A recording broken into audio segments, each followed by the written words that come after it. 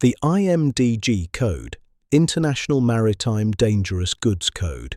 It is issued by the International Maritime Organization to ensure the safe transport of dangerous goods by sea. It is mandatory under SOLAS for all ships carrying dangerous goods. The code is divided into 2 volumes. Here is a clear explanation of Volume 1. It contains the rules, principles, and general requirements for handling dangerous goods.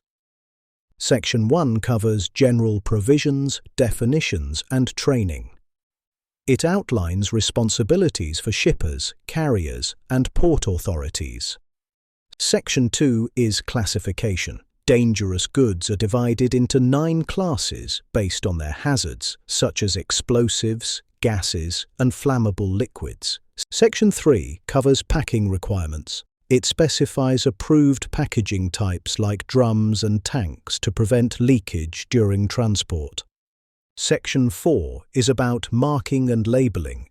Proper shipping names, UN numbers, and hazard labels ensure quick identification in emergencies. Section 5 details documentation. Incorrect dangerous goods declarations can lead to cargo rejection or detention. Section 6 covers stowage and segregation.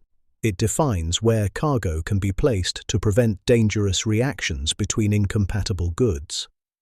Finally, Section 7 covers emergency response.